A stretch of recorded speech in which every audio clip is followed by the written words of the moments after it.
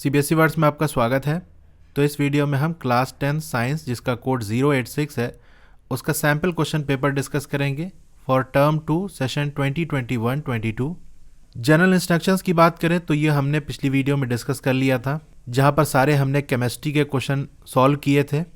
इस वीडियो में हम सारे फिजिक्स के क्वेश्चन जो कि इस सैम्पल पेपर में है वो डिस्कस करेंगे। तो केमिस्ट्री वाली वीडियो आप प्लेलिस्ट विजिट करके देख सकते हो, जिसका डिस्कशन हम लास्ट में कर लेंगे। तो चलिए हम यहाँ पर सारे फिजिक्स के क्वेश्चन कर लेते हैं। सेक्शन ए से स्टार्ट करेंगे। पहला जो फिजिक्स का क्वेश्चन है वो क्वेश्चन नंबर 6 है। एक सिंपल मोटर है जिसका डायग्राम आपको नीचे दिया हुआ है और कॉइल ऑफ वायर, ये आपका वायर है, ठीक है, कॉइल जैसा बनाया गया है ABCD। इसे माउंट किया गया है एक्सेल पे, यहाँ कहीं एक्सेल है जो कि शायद यहाँ पर शो नहीं किया गया है। आपके बुक में भी ऐसा ही डायग्राम बना हुआ है, वहाँ थोड़ा और डिटेल दी गई है। हॉर्स शू मैग्नेट है जिसके पोल्स आपको दिख रहे होंगे, ये नॉर्थ ये साउथ। तो ऊपर जो आपको एग्जाम्पल दिया गया है कॉइल ABCD, जैसा कि हमने देखा वो हॉरिजॉन्टल है और बैटरी को कनेक्ट किया जा रहा है। यानी जैसा सेटअप आप देख रहे हो इस तरह से ये पूरा सेटअप है।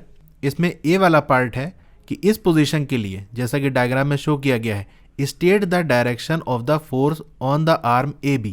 ये आपका आर्म AB है, इस पे फोर्स किस डायरेक्शन में लगेगी ये बताना है। तो भाई ये बैटरी का पॉजिटिव टर्मिनल है, ये निगेटिव टर्मिनल है। करंट पॉजिटिव से निगेटिव की तरफ जाएगा, नहीं ऐसे ये फ्लो करेगा। तो हम AB आर्म की बात करें तो यहाँ पर A से B की तरफ करंट फ्लो होगा। मैग्नेटिक फील्ड का डायरेक्शन क्या होगा? नॉर्थ से साउथ की तरफ होगा। ठीक है, दो चीज़ हमको पता चल गई। इसकी हेल्प से हम फोर्स का डायरेक्शन निकाल सकते हैं फ्लेमिंग्स लेफ्ट हैंड रूल लगा के। तो डायरेक्शन निकालने के लिए हम फ्लेमिंग्स लेफ्ट हैंड रूल लगाएंगे। उसके अकॉर्डिंग ये हमारी जो इंडेक्स फिंगर है ये मैग्नेटिक फील्ड का डायरेक्शन शो करेगी, और जो मिडिल फिंगर है ये करंट का डायरेक्शन शो करेगी, और ये जो हमारा थंब है ये फोर्स का डायरेक्शन शो करेगा। और ये तीनों आपस में 90 डिग्री बनाएंगे। जैसे आप देख सकते हो ये हमारा 90 डिग्री है, ऐसे में दिखा दूं ये 90 डिग्री है, तो सब आपस में एक दूसरे को 90 डिग्री बनाएंगे। अब हम यहाँ सेट कर लेते हैं मैग्नेटिक फील्ड का डायरेक्शन आपका नॉर्थ से साउथ की तरफ होगा, और करंट आप देख सकते हो ये ऊपर की तरफ जा रहा है, यहाँ शो कर रहा है, यानी A से B की तरफ। तो मैग्नेटिक फील्ड हमारी किससे शो होगी? ये हमारी जो इंडेक्स फिंगर है इसको हमने ऐसे सेट कर लिया कि मैग्नेटिक फील्ड का डायरेक्शन ऐसे है। करंट हमारा कैसे जा रहा है ये हमने मिडिल फिंगर से शो कर लिया। तो जो हमारी फोर्स है आप देख सकते हो जो कि थंब से शो करेगा वो नीचे की तरफ जाएगा। ये देख सकते हो मैग्नेटिक फील्ड ये है, करंट हमारा ये है, तो फोर्स हमारी नीचे की तरफ लगेगी। आप खुद से ट्राई करोगे तो आपको ज्यादा क्लियर हो जाएगा कि थंब आपका नीचे की तरफ पॉइंट करेगा। तो ए वाला का हमारा आ गया, क्या होगा ये? डाउनवर्ड्स, फोर्स डाउनवर्ड लगेगी। इसमें बी पार्ट है, why does the current in the arm BC not contribute to the turning force on the coil. तो AB पे कैसे फोर्स लग रही है? नीचे की तरफ लग रही है। अगर हम CD की बात कर ले तो देखो करंट कैसे होगा, ऐसे फ्लो करते हुए इधर जाएगा, तो इस साइड में CD में करंट C से D की तरफ जाएगा, यानी AB से कंपेयर करें तो उसका ठीक अपोजिट। तो फोर्स का डायरेक्शन भी क्या हो जाएगा? अपोजिट हो जाएगा, यानी यहाँ पर फोर्स ऊपर की तरफ लगेगी। वही आप लेफ्ट हैंड रूल लगाकर देख सकते हो। राइट साइड इमेज भी आ रही है, वहाँ भी आप देख के समझ सकते हो। तो होगा क्या, जैसे ये हमारी कॉइल है तो इधर साइड फोर्स नीचे लग रही है, इधर साइड फोर्स ऊपर लग रही है, इधर से हमने एक्सेल माउंट किया है, तो यहाँ पर ये रोटेट कर जाएगा इस तरह से। तो हम ये कह सकते हैं AB और CD दोनों रोटेशन में मदद कर रहे हैं, यानी इन दोनों की वजह से रोटेशन हो रहा है। लेकिन BC और AD की वजह से रोटेशन नहीं होगा। खास तौर से हमसे BC की बात कर रहा है ना, तो BC कोई टर्निंग फोर्स जनरेट नहीं करेगा, यानी इसकी वजह से कुछ टर्निंग नहीं हो रही है। तो ऐसा क्यों है? पहली बात ये देखो, BC में करंट कैसे फ्लो करेगा? B से C की तरफ, क्योंकि करंट ऐसे हमारा जा रहा है, तो BC में करंट ऐसे फ्लो हो रहा है। मैग्नेटिक फील्ड का डायरेक्शन भी ऐसे है। हम फ्लेमिंग्स लेफ्ट हैंड रूल तब लगाते हैं जब मैग्नेटिक फील्ड और करंट के डायरेक्शन जो है उनके बीच में 90 डिग्री बनता है। लेकिन यहाँ तो दोनों एक ही डायरेक्शन में है, इनके बीच क्या है? 0 डिग्री बनेगा, तो यहाँ पर ये अप्लाई नहीं हो पाएगा, और इस तरह से हम फोर्स नहीं निकाल पाएंगे। फोर्स होगी लेकिन बहुत थोड़ी होगी। एक दूसरा फॉर्मूला है जो कि हायर लेवल पे आप पढ़ोगे, तो वो होता है आपका फोर्स की वैल्यू जो हम निकालते हैं तो वो होता है हमारा IBL साइन थीटा। अब ये थीटा वही एंगल है करंट और मैग्नेटिक फील्ड के बीच वाला। तो यहाँ पर एग्जैक्ट जो थीटा है वो 0 नहीं होता, 0 के करीब होता है। अगर एग्जैक्ट 0 हो जाए तो साइन 0 की वैल्यू 0 होती है, तो फोर्स बिल्कुल 0 आ जाएगी। लेकिन क्योंकि थीटा बिल्कुल 0 के करीब होता है तो यहाँ पर कुछ वैल्यू आएगी, लेकिन वो थोड़ी होगी, तो फोर्स की वैल्यू मिनिमम होगी, कम होगी। दूसरी बात, बीसी और सीडी में होगा क्या, बीसी जिस डायरेक्शन में फोर्स लगाएगा, एडी उसके अपोजिट डायरेक्शन में फोर्स लगाएगा। इस तरह से ये दोनों एक दूसरे की फोर्स को कैंसिल आउट कर देंगे, इसीलिए बीसी टर्निंग फोर्स में कंट्रीब्यूट नहीं करेगा। मार्किंग स्कीम में भी आप देख सकते हो, देखो ए वाले पार्ट का डाउनवर्ड्स जैसे हमने देखा था। अब जो बीसी में करंट का डायरेक्शन है वो सेम है जो फील्ड लाइन का डायरेक्शन है, और फोर्स क्या होती है, मिनिमम होती है जब जो करंट का डायरेक्शन है कंडक्टर के अंदर वो सेम हो जाए मैग्नेटिक फील्ड के डायरेक्शन के। और बीसी कंट्रीब्यूट नहीं करेगा टर्निंग में, क्योंकि जो फोर्स होगी बीसी वाले हिस्से में, बीसी वाले पार्ट में कॉइल के, वो कैंसिल कर दी जाएगी जो फोर्स डीए लगाएंगे या एडी कह सकते हो, ठीक है। जैसे मैंने आपको बताया, दोनों एक दूसरे की फोर्स को कैंसिल आउट कर देंगे। तो इसमें आपको ऑप्शन दिया हुआ था, आप ये नीचे वाला भी अटेम्प्ट कर सकते थे। तो डायग्राम नीचे जो आपको दिया हुआ है देख सकते हो, सर्किट है, बैटरी वगैरह लगी हुई है। हमसे क्या पूछा है ये हम देख लेते हैं। State how the magnetic field pattern indicate the region where the magnetic field is stronger. तो मैग्नेटिक फील्ड कहाँ स्ट्रांग होगी, ये डायग्राम आपका किसका दिया हुआ है, सोलिनॉइड का, ठीक है। तो यहाँ पर सोलिनॉइड के जो एंड्स होते हैं वहाँ देख रहे हो फील्ड लाइन करीब करीब है, तो जहाँ करीब होगी वहीं पर जो स्ट्रेंथ होगी मैग्नेटिक फील्ड की वो ज़्यादा होगी। अगर फील्ड लाइन दूर है तो स्ट्रेंथ क्या होगी, कम होगी, यानी मैग्नेटिक फील्ड वीक होगी। तो सोलिनॉइड का जो एंड है, चाहे इस साइड देख लो या इस साइड देख लो, यहाँ फील्ड लाइन करीब है, करीब है, इसका मतलब जो फील्ड है वो स्ट्रांग होगी। और इसमें बी पार्ट पूछ रहा है कि मैग्नेटिक फील्ड को क्या होगा जब करंट जो कि सर्किट में फ्लो हो रहा है उसको हम रिवर्स कर दें। तो करंट को रिवर्स कर देंगे, मैग्नेटिक फील्ड का जो डायरेक्शन है वो भी रिवर्स हो जाएगा। अब मार्किंग स्कीम में जो आंसर दिया हुआ उसे हम देख लेते हैं। Relative closeness of field line indicate the strength of magnetic field, यानी जितना ज़्यादा फील्ड लाइन क्लोज होगी उतना ही ज़्यादा स्ट्रेंथ होगी उस मैग्नेटिक फील्ड की। अब जो फील्ड लाइन्स है वो क्राउडेड होती हैं, कहाँ पर, एंड्स ऑफ द सोलिनॉइड, यानी जो सोलिनॉइड का एंड है वहाँ पर, इसीलिए उस रीजन में जो मैग्नेटिज्म है वो स्ट्रॉन्गेस्ट होगा, यानी मैग्नेटिक फील्ड की जो स्ट्रेंथ है वो सबसे ज़्यादा होगी। और बी वाले पार्ट में क्या था, डायरेक्शन ऑफ फील्ड क्या होगा, वो भी रिवर्स हो जाएगा अगर करंट के डायरेक्शन को हम रिवर्स कर दें तो ये क्वेश्चन हमारा हो गया। अब अगले क्वेश्चन की तरफ बढ़ते हैं। यहाँ पर हम सेक्शन बी स्टार्ट करेंगे। अब इसमें क्वेश्चन नंबर 11 देखते हैं।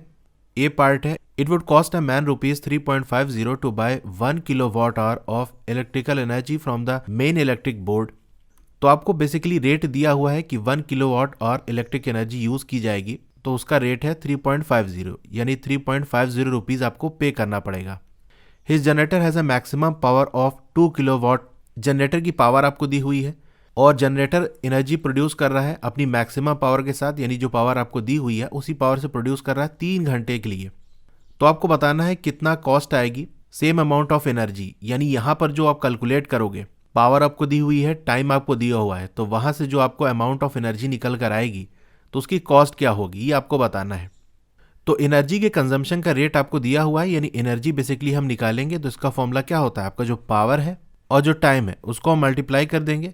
यहाँ पर वैल्यू हमको किलोवाट आवर में निकल कर आ रही है तो हम ऐसे ही रख देंगे, पावर किलोवाट में रख देंगे जैसा कि हमको दिया हुआ है, और टाइम हमको आवर्स में दिया वैसे रख देंगे। तो आपका क्या आ जाएगा, 6 आ जाएगा किलोवाट आवर्स। तो इतनी एनर्जी ये यूज़ कर रहा है। एक यूज़ करेगा तो 3.5 देना पड़ेगा, 6 यूज़ करेगा तो कितना देना पड़ेगा। तो कॉस्ट आप ऐसे निकाल सकते हो, 3.5 × 6 इक्वल्स 21 रुपीज़। तो ये आपका 1 मार्क्स का था। बी वाला पार्ट देखते हैं। एक स्टूडेंट है वो बॉयल कर रहा है वाटर को in an electric kettle for 20 minutes. 20 minute तक वो बॉयल कर रहा है using the same main supply, यानी मेन जो सप्लाई आ रही है इलेक्ट्रिसिटी की वो वही है। तो सप्लाई सेम है, इसका मतलब पोटेंशियल डिफरेंस जो होगा V की वैल्यू वो सेम होगी। आगे क्या कह रहा है, he wants to reduce the boiling time of water.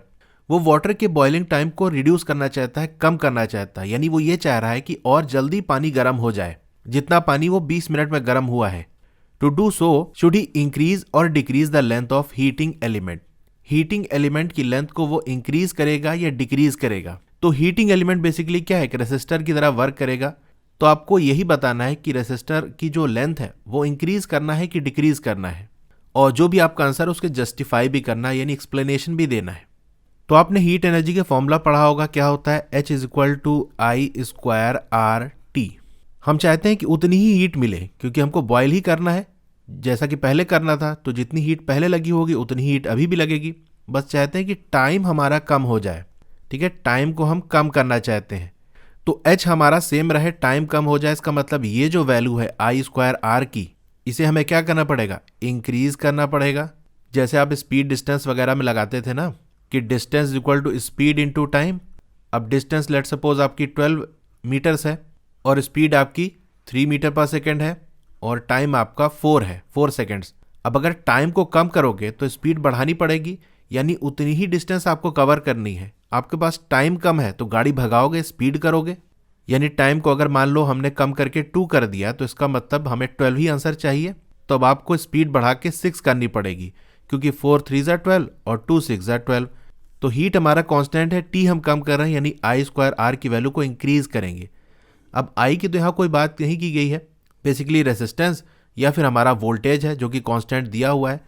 तो हम आई को वी और आर में चेंज कर लेंगे। तो आई क्या होता है, वी बाई आर, तो आई का स्क्वायर है तो V square by R square हो जाएगा, और ये आर, तो ये आर तो यहाँ से हट जाएगा, इसका स्क्वायर यहाँ से हट जाएगा, आ जाएगा वी स्क्वायर बाई आर। तो इसकी वैल्यू हम इंक्रीज करेंगे। अब देखो वी तो कांस्टेंट है तो वी को तो हम देखेंगे नहीं, सिर्फ बात होगी अब 1 बाई आर। 1 बाई आर की वैल्यू को इंक्रीज करेंगे तो आर को क्या करना पड़ेगा, डिक्रीज करना पड़ेगा, क्योंकि इनवर्स में रिलेशन उल्टा हो जाता है।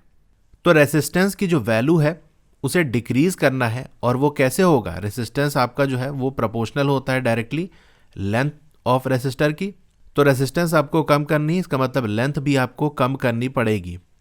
तो यही इसका आंसर हो जाएगा। इसको दूसरी तरह से भी आप कर सकते थे, जैसे मैं इसे यहाँ से हटाऊँ, यही फॉर्मूला हम यूज़ करेंगे, थोड़ा सा चेंज कर लेंगे। जैसे हमको हीट एनर्जी की बात की जा रही है, उसका फॉर्मूला क्या होता है, आई स्क्वायर आर टी। तो यहाँ पर हमसे क्या कह रहा है कि कम टाइम में उतनी ही हीट मिल जाए, यानी बॉयल करना है, बॉयल के लिए जो हीट चाहिए उतनी ही हीट हमको मिल जाए। हम चाह रहे हैं कि जल्दी वो हीट हो जाए, यानी हीटिंग रेट फास्ट हो जाए, जितना हीट उसको 20 मिनट में मिली थी उतना और जल्दी मिल जाए। तो जब रेट की बात की जाती है तो हम टाइम के रिस्पेक्ट में बात करते हैं, क्योंकि यहाँ टाइम के बारे में बात कर रहा है। तो रेट कैसे निकालेंगे, एच बाई टी, ये आपका रेट आ जाएगा। इसका फॉर्मूला क्या हो जाएगा, आई स्क्वायर आर। और आपके बुक में एनर्जी का फॉर्मूला आपने पढ़ा होगा, P इंटू टी, यानी पावर इंटू टाइम, यानी एनर्जी को अगर हम टाइम से डिवाइड कर दें तो पावर की वैल्यू आ जाएगी। तो हीट क्या है, बेसिकली एनर्जी ही है। तो हम ऐसे लिख सकते हैं कि एनर्जी क्या होगी, सॉरी ये पावर होगी ना, E बाई टी हम निकाल रहे हैं, तो P की वैल्यू हो जाएगी आई स्क्वायर आर।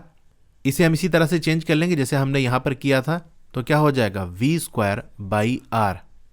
हम चाह रहे हैं कि रेट फास्ट हो जाए और जल्दी उतनी ही हीट हमको मिल जाए, यानी जो पावर है उसको आपको बढ़ानी पड़ेगी। वोल्टेज हमारा कांस्टेंट है तो रेसिस्टेंस की वैल्यू को हमको कम करना पड़ेगा, और ये प्रोपोर्शनल होता है लेंथ ऑफ रेसिस्टर के, तो इसे भी हमको कम करना पड़ेगा। तो ऐसे भी निकाल सकते हो। देखो मेरी कोशिश रहती है कि आपको कई तरीके से उस क्वेश्चन का आंसर बता सकूं, ताकि आपको सिंपल ऐसा नहीं कि कोई मेथड आपने रट लिया कि हाँ ऐसे ही करना है, या कोई फॉर्मूला आपने बस याद कर लिया कि बस ऐसे ही अप्लाई करना है। कई एंगल से, कई तरीके से आप सोचोगे तो अगर क्वेश्चन डिफिकल्ट भी आ जाएगा, थोड़ा सा घुमा के भी पूछेगा, तो भी आप आंसर दे सकोगे। तो चलिए मार्किंग स्कीम में हम इसका आंसर देख लेते हैं, क्या एक्सप्लेनेशन दिया है। To reduce the boiling time को कम करने के लिए using the main supply the rate of the heat production. देखो यहाँ रेट की बात की जा रही है, जो मैंने दूसरे तरीके से आपको एक्सप्लेन किया है कि रेट ऑफ हीट क्या होगा, एच बाई टी, जो कि आपका पावर होता है। तो इसे लार्ज होना पड़ेगा, यानी इंक्रीज करना पड़ेगा। आप ये जानते हो P equal to V square by R. V हमारा कांस्टेंट है क्योंकि मेन सप्लाई हमारी सेम है। आर को हम डिक्रीज करेंगे तभी हमारी जो पावर है वो इंक्रीज हो पाएगी। अब रेसिस्टेंस डायरेक्टली प्रोपोर्शनल होता है लेंथ के, इसलिए हमको लेंथ भी डिक्रीज करनी पड़ेगी। 2 मार्क्स का ये क्वेश्चन था। अब क्वेश्चन नंबर 12 देख लेते हैं। यहाँ पर आपको एक सर्किट दिया हुआ है और करंट की रीडिंग आपको शो की गई है, कितना है, 2 एम्पियर। R1 की वैल्यू आपको बतानी है। तो यहाँ पर कुछ रेसिस्टर्स लगे हुए हैं, जैसे देख सकते हो 5 ओम, 10 ओम और R1। ये सब कैसे हैं, पैरेलल है। पैरेलल क्यों है, क्योंकि भाई देखो करंट ऐसे जाएगा तो कुछ करंट इधर चला जाएगा, कुछ इधर चला जाएगा, यानी सेम करंट सब में फ्लो नहीं हो रहा है। करंट डिवाइड हो जाएगा और यहाँ आके देखो फिर से इधर डिवाइड हो जाएगा और यहाँ चला जाएगा। तो जब कोई ऐसा होता है तो हम कह देंगे वो कनेक्शन कैसा है, पैरेलल है। वरना अगर ऐसे लाइन में लगा होता, यहाँ रेसिस्टेंस, तो सेम ही करंट इधर से फ्लो होते हुए जाता, लेकिन यहाँ आकर करंट को बंटना पड़ेगा, डिवाइड होना पड़ेगा। तो जब डिवाइड हो रहा है तो मतलब पैरेलल है। तो ये सब पैरेलल है, तो पैरेलल का हम फॉर्मूला लगा देंगे। बेसिकली हम क्या करेंगे, इन सब को हटा के एक इसका यानी एक रेसिस्टेंस से बदल देंगे। चलिए मैं इसकी वैल्यू निकाल लेता हूँ, फिर इसकी बात करेंगे। यानी इन तीनों का मिला के जो रेसिस्टेंस आएगा, लेट सपोज हमारा आरपी हो गया। तो पैरेलल रेसिस्टेंस का जो फॉर्मूला होता है, कैसे हम निकालते हैं टोटल, तो 1 अपॉन जो हमको निकालना है आर, पैरेलल वाला आरपी हम मान लेते हैं, बाकी सब रेसिस्टेंस का इन्वर्स करके ऐड कर देंगे 1/5, और दूसरा हमारा क्या है 10 है, तो ये 1/10 हो जाएगा, और हमारा क्या है R1 है, यानी 1/R1 हो जाएगा। इसे एलसीएम वगैरह लेके सॉल्व कर लोगे तो आपका 3R1 प्लस 10/10R1 ये आ जाएगा। इन्वर्स करोगे तो आपका आरपी की वैल्यू आ जाएगी, यानी 10R1/3R1 प्लस 10 ये आ जाएगा। तो इतना हमारा काम हो गया। तो बेसिकली क्या होगा, अब इन सब को हम हटा सकते हैं और इसकी जगह एक ही रेसिस्टेंस हम लगा सकते हैं। ठीक है, इसको हटा के क्या लगा सकते हैं, ये आरपी। अब देखो ये सारा सीरीज में आ गया, क्योंकि करंट यहाँ से चलेगा, इससे भी फ्लो होगा, वही करंट इससे भी फ्लो होगा, वही इससे होगा, तो अब सीरीज में है। तो सीरीज में निकालने के लिए हम क्या करेंगे, जस्ट ऐड कर देंगे। सीरीज का रेसिस्टेंस हम ऐसे निकालते हैं। तो इन तीनों को भी हम जोड़ के एक कॉमन रेसिस्टेंस बना लेंगे। तो इसे हम मान लेते हैं आर इक्विवेलेंट, यानी कुल मिला के रेसिस्टेंस आपका कितनी वैल्यू होगी वो बताना है। तो 6 + 6, क्योंकि सीरीज में है डायरेक्ट ऐड कर देंगे आर पी, तो हो जाएगा 12 + आरपी। आरपी की वैल्यू रख दोगे, सॉल्व कर लोगे, तो यहाँ से हम लिख सकते हैं 12 + 10R1/3R1 + 10। इतना लिखने पे आपको 1 मार्क्स मिल जाएगा। R1 की वैल्यू हमको निकालनी है। देखो हमको वोल्टेज दिया हुआ है 30 और करंट भी हमको दिया हुआ है, यानी V = IR हम लगा देंगे। V = I और R जो इक्विवेलेंट हमने निकाला है वो वाला R इक्विवेलेंट। तो V की वैल्यू हमको 30 दी हुई है, I की वैल्यू 2 दी है, इसको हम डिवाइड भी कर सकते हैं ऐसे। तो हमारा R इक्विवेलेंट की वैल्यू आ जाएगी कितना, 15 आ जाएगी।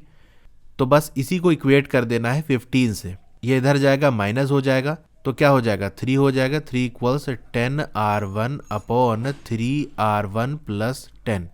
ये इधर जाके मल्टीप्लाई हो जाएगा, तो 9R1 + 30 = 10R1। 9R1 इधर चला जाएगा, माइनस हो जाएगा, तो R1 की वैल्यू हमारी कितनी आ जाएगी, ये आपकी 30 आ जाएगी, 30 ओम। तो हम बेसिकली इसमें क्या करते हैं, जितने भी हमको रेसिस्टर दिए हुए हैं उसको मिलाकर, यानी उनसे जितना रेसिस्टेंस प्रोड्यूस होगा, हम चाहते हैं कि उसको बदल के एक रेसिस्टर ऐसा लगा लें जो सेम रेसिस्टेंस दे। तो इसीलिए हमने ये आर इक्विवेलेंट निकाला। अब इस क्वेश्चन में भी आपके सामने ऑप्शन था, चाहे ये नीचे वाला कर सकते हो। आपको ये सर्किट दिया हुआ है, calculate the total resistance of the circuit and find the total current in the circuit. तो टोटल रेसिस्टेंस बताना है, टोटल करंट आपको बताना है। तो कौन से पैरेलल हैं, कौन से सीरीज हैं, थोड़ा सा हम ये समझ लेते हैं। यहाँ से आपका करंट निकलेगा, यहाँ से जाएगा, यहाँ पहुँचने के बाद ये कंफ्यूज हो जाएगा किधर जाना है, कुछ इधर चला जाएगा, कुछ इधर चला जाएगा। अब जो यहाँ करंट फ्लो होगा 6 ओम वाले में, देखो यहाँ से आके वही करंट 4 ओम में होगा। इसका मतलब R3 और R4 सीरीज में है, तो भैया पहले इसी को सॉल्व कर लो। सीरीज में हम जस्ट ऐड कर देते हैं, तो R सीरीज वाला जो आएगा हमारा वो कितना होगा, 6 + 4 जो कि हमारा 10 हो गया। तो जैसे कि हमने देखा था, कुछ इधर चला जाएगा, कुछ इधर चला जाएगा, यानी दोनों का करंट हमारा डिफरेंट हो गया है। तो इसका मतलब जो R2 है और जो हमने RS निकाला है वो आपस में पैरेलली कनेक्टेड होंगे, क्योंकि वही वाला करंट इनके अंदर फ्लो नहीं हो रहा है, रास्ते बदल चुके हैं। तो R पैरेलल जो हम निकालेंगे तो कैसे निकालेंगे, वही इन्वर्स वाला रिलेशन लगा के 1/RP = 1/R2। R2 की वैल्यू क्या है 10 है, प्लस 1/RS, RS की वैल्यू क्या है 10 है, यानी 1/10 हो जाएगा। इसे सॉल्व करोगे तो क्या हो जाएगा 1/5 हो जाएगा। RP की वैल्यू यहाँ से 5 आ जाएगी, यानी टोटल यहाँ तक का जो रेसिस्टेंस है हमारा वो कितना आ जाएगा, 5 ओम आ जाएगा। तो इसकी जगह हम टोटल अगर लिख दें, इसको मैं हटा दूं ताकि आपको अच्छे से समझ में आ सके, तो यहाँ भी हम क्या करेंगे, इन सब को हटा देंगे, क्योंकि अब सब हमारा ख़त्म हो गया है। एक इन सब का इक्विवेलेंट हमने निकाल लिया है, वो कितना है आपका, आरपी लिख दो, या यहाँ पर 5 ओम हमारा है। अब देखो जो R1 है और जो आरपी हमने निकाला है वो सीरीज में है, यही करंट यहाँ जाएगा, यही करंट यहाँ जाएगा, तो जस्ट इसको हम ऐड कर देंगे।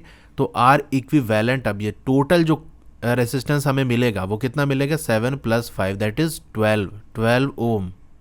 तो V = हमारा IR होता है। R इक्विवेलेंट तो हमने निकाल लिया, एक तो हमको ये बताना था, दूसरा हमें करंट निकालना है। तो करंट क्या हो जाएगा, V हमें 24 दिया हुआ है और R की वैल्यू हमने 12 निकाली है, आ जाएगा 2 एम्पियर। तो ये हो गया आंसर। अब आपको आंसर देना कैसे है वो हम देख लेते हैं, यानी इस तरह से आपको खिचड़ी बना के तो लिखना नहीं है।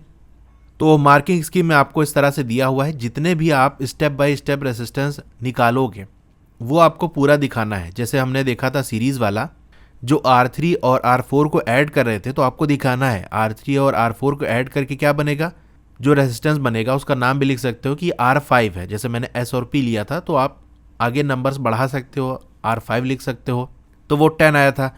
अब ये पैरेलल होगा R5 और R2, इसका निकाल लोगे तो R6 आ जाएगा इसकी वैल्यू। फिर R1 और R6 आपस में सीरीज में है, इसे सॉल्व कर लोगे तो आपका ये टोटल आ जाएगा। इस तरह से आपको स्टेप बाय स्टेप दिखाना है, ऐसा नहीं कि मन में कर लिया आपने। तो सारे स्टेप पे यहाँ मार्किंग की गई है, यानी सीरीज वाला जब ऐड करोगे तो हाफ मार्क्स आपको मिलेगा, पैरेलल वाले ऐड करोगे तो आपको हाफ मार्क्स मिलेगा, और टोटल जब आप इक्विवेलेंट रेजिस्टेंस की वैल्यू निकालोगे तो आपको 1 मार्क्स मिल जाएगा, और करंट निकालोगे तो आपको 1 मार्क्स मिल जाएगा। तो ये स्टेप मार्किंग है। वीडियो अच्छी लगी हो तो लाइक करिए, चैनल पर नए हैं तो सब्सक्राइब करिए, उसके बगल में एक बेल का आइकन है, उस पर क्लिक करके ऑल पे क्लिक कर देंगे तो जब भी नई वीडियो आएगी आपको मैसेज आ जाएगा। अब सेक्शन सी की तरफ बढ़ते हैं। यहाँ भी एक क्वेश्चन जो आपका केस स्टडी वाला है वो दिया हुआ है फिजिक्स वाले पोर्शन में, वो है आपका क्वेश्चन नंबर 15। इसमें कह रहा है कि Ansari sir was demonstrating an experiment, एक एक्सपेरिमेंट कर रहे थे अंसारी सर अपनी क्लास में, और ये कुछ ऐसा सेटअप है, आप देख सकते हो ये एक स्प्रिंग वगैरह लगी हुई है, उससे एक मैग्नेट अटैच है, और यहाँ स्टेशनरी कॉइल है, ठीक है, मैग्नेट अटैच है स्ट्रिंग से, और मैग्नेट इस तरह से है कि वो ऊपर नीचे जा सकता है। भाई स्प्रिंग लगी हुई है, स्टेशनरी कॉइल है। अब आगे ये कह रहा है कि वो क्या करते हैं सर, लिफ्ट करते हैं मैग्नेट को और रिलीज करते हैं, यानी ऐसे मैग्नेट को ऊपर ले गए और छोड़ दिए, तो स्प्रिंग क्या है, ऊपर नीचे करेगी, फिर तो ऑक्सीलेट करेगी थ्रू द कॉइल, यानी कॉइल में अंदर बाहर करेगी, ये ऊपर नीचे कह सकते हो। Based on your understanding of the phenomena, यहाँ कुछ फिनोमिना अकर होगा तो आपको कुछ क्वेश्चन है उनके आंसर देने हैं। ए पार्ट की बात करें तो ये कह रहा है कि कौन सा प्रिंसिपल अंसारी सर डेमोन्स्ट्रेट करना चाह रहे हैं। तो आपने बुक पढ़ी होगी तो इतना देखा होगा कि मैग्नेट कॉइल के अंदर जा रहा है, बाहर जा रहा है, ठीक है, लेफ्ट राइट वाला देखा होगा, तो वो किस में आता है, इलेक्ट्रोमैग्नेटिक इंडक्शन के अंदर। तो वही प्रिंसिपल समझाने की कोशिश कर रहे हैं ये। तो ए वाला पार्ट में तो ये हो गया इलेक्ट्रोमैग्नेटिक इंडक्शन। इसमें बी वाला पार्ट है what will be observe when the magnet start oscillating through the coil, यानी मैग्नेट जब ऑक्सीलेट करना शुरू होगा तो क्या चीज़ ऑब्जर्व होगी, और जो भी ऑब्जर्व हो रहा है उसका रीज़न भी आपको लिखना है। तो बेसिकली हम बात करें तो होगा ये कि जब मैग्नेट इस कॉइल के अंदर और बाहर जाएगा तो आपको गैल्वेनोमीटर में एक डिफ्लेक्शन देखने को मिलेगा, यानी लेफ्ट या राइट, ये थोड़ा सा इसका जो पॉइंटर है वो मूव करेगा। अब डिफ्लेक्शन होगा, इसका मतलब कुछ करंट इंड्यूस हो रहा है, कुछ करंट प्रोड्यूस हो रहा है। तो मैग्नेटिक फील्ड को जो हम चेंज करते हैं तो कुछ करंट प्रोड्यूस होता है, उसी को हम इंड्यूस्ड करंट कहते हैं। तो हम ये कह सकते हैं यहाँ पर क्या ऑब्जर्व होगा, एक इंड्यूस्ड करंट हमको देखने को मिलेगा। और रीज़न क्या है क्यों करंट देखने को मिल रहा है, क्योंकि हम मैग्नेटिक फील्ड को चेंज कर रहे हैं। भाई जब मैग्नेट की पोजीशन ऊपर रहेगी तो मैग्नेटिक फील्ड कम होगी, जब नीचे की तरफ आएगा तो फील्ड यहाँ पर इस कॉइल के अंदर ज़्यादा ऑब्जर्व होगी, तो मैग्नेटिक फील्ड चेंज हो रही है और उसी चेंज की वजह से करंट इंड्यूस होता है। यही रीज़न है करंट के इंड्यूस होने का। तो यहाँ पर मार्किंग स्कीम में आंसर देख लेते हैं। पहले वाले पार्ट का क्या था कि ये इलेक्ट्रोमैग्नेटिक इंडक्शन का प्रिंसिपल शो करना चाह रहे हैं। बी वाले पार्ट का है there will be induced current, एक इंड्यूस्ड करंट होगा कॉइल के अंदर। क्यों होगा, क्योंकि रिलेटिव मोशन है मैग्नेट और कॉइल के बीच में। भाई कॉइल तो स्टेशनरी है, मैग्नेट मूव कर रहा है, तो एक मोशन है। अब मैग्नेटिक फील्ड को जो हम चेंज करते हैं तो क्या होता है, करंट इंड्यूस होता है, ये रीज़न हो गया। तो दोनों का आपको हाफ हाफ मार्क्स मिलेगा। क्या होगा ये लिखने पे और क्यों होगा ये लिखने पे हाफ मार्क्स। इसमें सी पार्ट देखते हैं, consider the situation where magnet goes in and out of the coil. ठीक है, मैग्नेट जो है वो कॉइल के अंदर जा रहा है और बाहर जा रहा है। उस सिचुएशन में state 2 changes which could be made to increase the deflection in the galvanometer. हम चाह रहे हैं गैल्वेनोमीटर में जो डिफ्लेक्शन है वो इंक्रीज हो जाए। इंक्रीज हो जाए मतलब करंट इंक्रीज हो जाए। उसके लिए आपको क्या करना पड़ेगा, मैग्नेट जो है वो और ज़्यादा पावरफुल लेना पड़ेगा। जितना ही स्ट्रॉन्ग मैग्नेट होगा उतना ही ज़्यादा करंट इंड्यूस होगा। एक बात तो ये हो गई। दूसरी चीज़ ये, जो हमारा कॉइल है जितना ज़्यादा उसमें टर्न होंगे उतना ही ज़्यादा हमें इंड्यूस्ड करंट ऑब्जर्व होगा। तो हम क्या कर सकते हैं, कॉइल में जो नंबर ऑफ टर्न है उसे इंक्रीज कर दें। ये 2 रीज़न हो गया। अभी सी वाले पार्ट में आपको ऑप्शन भी दिया था, चाहे आप ये वाला कर लेते या इसके नीचे जो दिया है वो कर लेना है। ठीक है, सिर्फ सी वाले में ऑप्शन है, सी वाले पार्ट में। कह रहा है is there any difference in the observation in the galvanometer, क्या कोई डिफरेंस आपको देखने को मिलेगा गैल्वेनोमीटर में when magnet swings in and out of the stationary coil, justify your answer. तो यहाँ बात करें जब मैग्नेट कॉइल के अंदर जाएगा तब और जब इससे दूर जाएगा तब, डिफ्लेक्शन तो दोनों में ही होगा, क्या इसमें कोई डिफरेंस है? तो बिल्कुल डिफरेंस है। जब मैग्नेट कॉइल के अंदर जा रहा होगा तो गैल्वेनोमीटर में जो डिफ्लेक्शन शो करेगा, लेट्स सपोज अगर राइट साइड शो किया तो जब दूर जाएगा उसका अपोजिट डायरेक्शन में डिफ्लेक्शन शो होगा, यानी जब दूर जाएगा तो डिफ्लेक्शन इस तरफ होगा, यानी जो पॉइंटर है ये इस तरफ मुड़ेगा। तो अगर पहले राइट था तो अब लेफ्ट हो जाएगा, अगर पहले लेफ्ट था तो राइट हो जाएगा। ठीक है, कोई भी मान सकते हो। तो डिफ्लेक्शन शो होगा। एक बात तो ये, डिफ्लेक्शन के जो डायरेक्शन है वो अलग होगा। दूसरी बात ये, डिफ्लेक्शन क्यों होगा? क्योंकि मैग्नेटिक फील्ड या हम फ्लक्स कह सकते हैं वो चेंज हो रहा है। तो जैसे मैंने आपको बताया, मैग्नेट जितना कॉइल के अंदर जाएगा, जैसे जैसे कॉइल के करीब जाएगा उतना ही ज़्यादा मैग्नेटिक फील्ड इंक्रीज हो जाएगी उस कॉइल के लिए, और जब दूर जाएगा तो उतना ही ज़्यादा मैग्नेटिक फील्ड या फ्लक्स कह सकते हैं वो डिक्रीज हो जाएगा। इसका आंसर हम देख सकते हैं मार्किंग स्कीम में क्या दिया हुआ है। कह रहे जब मैग्नेट मूव होगा कॉइल के अंदर तो एमीटर के अंदर हमको एक मोमेंट्री यानी एक मोमेंट के लिए डिफ्लेक्शन शो होगा, थोड़ा सा जाएगा फिर वापस आ जाएगा अपनी पोजीशन पे। मान लो लेफ्ट साइड हुआ तो जब मैग्नेट बाहर निकलेगा, जब इन कर रहा है तो एक साइड डिफ्लेक्शन हुआ जिसको हमने मान लिया कि लेट्स सपोज लेफ्ट साइड हुआ। तो जब मैग्नेट बाहर की तरफ निकलेगा तो यहाँ पर भी हमको मोमेंट्री डिफ्लेक्शन यानी एक मोमेंट के लिए डिफ्लेक्शन दिखेगा, अब उसका अपोजिट डायरेक्शन में यानी राइट, यानी डिफ्लेक्शन होगा, जो पॉइंटर है वो मूव करेगा लेफ्ट और राइट और तुरंत वापस आ जाएगा अपनी ओरिजिनल पोजीशन यानी जीरो पे। अब ऐसा क्यों हुआ? क्योंकि हमने मैग्नेटिक फील्ड या जिसे हम फ्लक्स कहते हैं वो हमने चेंज कर दिया, जो कि इस कॉइल से एसोसिएटेड है, क्योंकि मैग्नेट मूव कर रहा है इन और आउट। ऐसा भी हम कह सकते हैं कि फ्लक्स इंक्रीज करता है जब मैग्नेट अंदर जाता है और डिक्रीज करता है जब मैग्नेट बाहर आता है। ठीक है, तो ये आपका पूरा एक्सप्लेनेशन हो गया और फिजिक्स के जितने क्वेश्चन थे वो हमने डिस्कस कर लिए। 12 मार्क्स आपके कैरी करेंगे, जैसा कि सिलेबस में ही मेंशन कर दिया था। चैप्टर आपका जो 12 है और 13 से मिला के टोटल 12 मार्क्स कैरी करेगा। और भी सैम्पल पेपर की आपको वीडियोस देखनी है तो ये आपका ऐसे मोबाइल है, यहाँ पर वीडियो प्ले हो रही है, ऐसे डाउन एरो टाइप का बना होगा, वहाँ क्लिक करोगे तो सैम्पल पेपर की प्लेलिस्ट लिखा होगा, वहाँ पर उसका लिंक होगा। उस प्लेलिस्ट को क्लिक करके ओपन करोगे तो सारी वीडियो सैम्पल पेपर की मिल जाएगी। सब्जेक्ट वाइज भी मैंने वीडियो का लिंक दे दिया है, वहाँ से डायरेक्ट उस सब्जेक्ट की वीडियो देख सकते हो। चैप्टर्स अगर आपको पढ़ने हैं तो और नीचे आओगे, वहाँ पर सब्जेक्ट वाइज प्लेलिस्ट का लिंक आपको मिल जाएगा, वहाँ से किसी भी सब्जेक्ट को आप पढ़ सकते हो। तो आपको ये वीडियो कैसे लगी कमेंट करके ज़रूर बताइए। अच्छी लगी हो तो लाइक करिए और अगर आप चैनल पर नए हैं तो सब्सक्राइब ज़रूर करिए। उसके बगल में एक बेल का आइकन है, उसको दबा के ऑल पे क्लिक कर देंगे तो जब भी नई वीडियो आएगी आपको मैसेज आ जाएगा। मिलते हैं फिर अगली वीडियो में। Thank you.